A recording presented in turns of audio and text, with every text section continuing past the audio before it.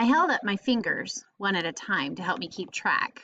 1, 2, 4, 8, 16, 32, 64, 128. I looked at my hands. We'd finally passed $1 on the 8th week. I kept going. Then 256. I paused for a second, wondering whether I could do the next one in my head, but I saw that I could ignore the 6 at first and just double the 250. That was easy. 250 doubled was 500.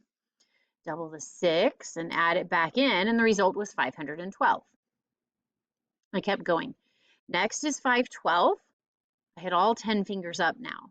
I nodded at Benedict, who took over with his fingers as I counted, but I didn't think we'd need to go much further. We were already up to $5.12 on the 10th week. Then 1,024, that's $10.24. Then 2,048, that's $20.48. Wow, that's already way more than $7 a week, which you'd get if you took $1 a day, Benedict said. We're only at the 12th week, and we're not even adding up the total from each week. You're right, it's going to get huge. I could have stopped right there, but I was curious. Rounding the $20.48 to $20, just to make the math easier, the weekly payment would grow to $40, $80, $160, and so on. And that was just the 15th week. I had no idea how much it would be at the end of a year, but I had a feeling it would take a long time to even write the number. I guess it really was a double trick, I said. Yeah, the trick is try to double your money as often as you can, Benedict said. I pressed B on the keypad. The door swung open. Last one's up ahead, I said. We're ready. I hope so. I was proud of how well we'd done, but I had a feeling the final problem might be 4 times harder than any of the others. We walked along the second half of our second pass through the Mobius loop.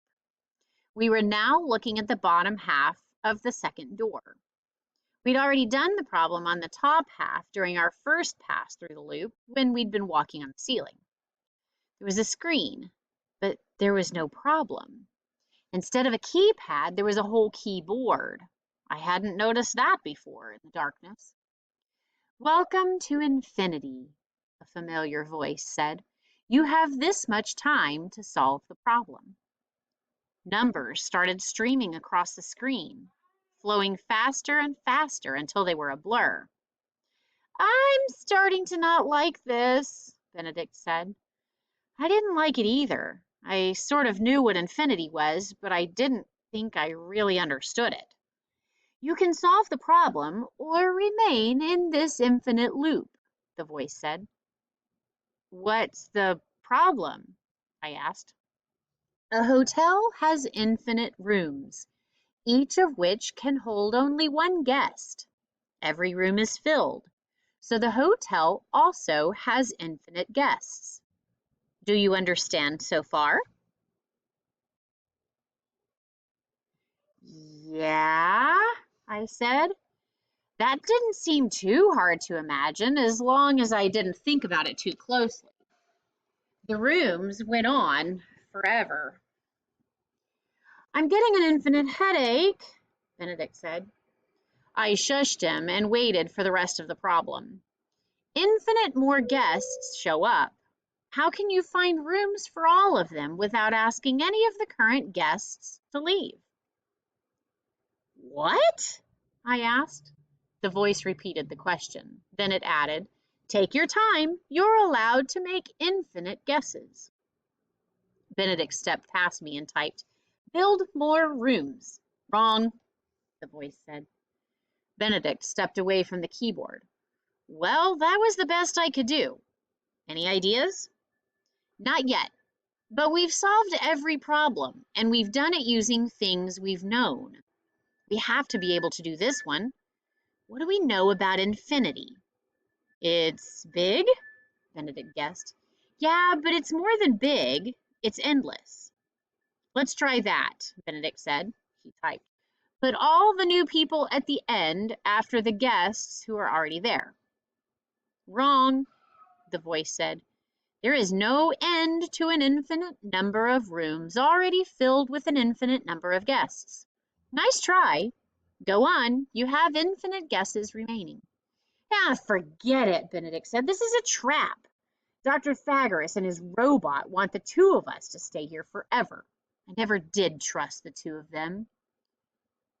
Two, I said. I thought about everything I'd learned or discovered about numbers and patterns and binary robots. I have an idea. I wanted to think about it for a minute because I wasn't sure how to write it out. Oh man, Benedict said, having infinite time is worse than having a limit. The other way, it's over quickly. That's why they yank loose teeth. This way, you can suffer forever. I went to the keyboard. Even though I was still sort of fuzzy about infinity, I felt I had a good idea of how to solve this problem. There was someone in every room. If we moved everyone up to the next room, putting the person in room number 1 into room number 2, and the person in room number 2 into room number 3, and so on, it would just empty the first room. That wouldn't give us infinite rooms. But if we moved everyone at once, that would do the trick. I typed my answer. Move each current guest into a room with twice as large a room number. Huh? Benedict said, looking over my shoulder. You put the person in room number 1 into room number 2. The person in room number 2 goes into room number 4. The person in number 3 goes into number 6, and so on. You free up infinite rooms. I could actually picture it. The infinite current guests would go into infinite even-numbered rooms. The infinite new guests would get the infinite odd-numbered rooms. Guests in room 1, 2, 3, 4, 5 goes into room 2, 4, 6, 8, 10, freeing up room 1, 3, 5, 7, 9. That would never work, Benedict said. Before I could argue my point, the voice said, correct. The door swung open. We walked through and saw the very start of our footstep trail right in front of us. We did it, I said to Benedict. We finished the Mobius loop. Yeah, we did. Benedict looked like he couldn't believe it. What are the odds of that? I shook my head. I don't even want to think about it. I opened the outer door. Congratulations, Dr. Thagoras said. That should fix the problem for good, unless you find another way to get numbed. Thanks, I said. I don't think you have anything to worry about.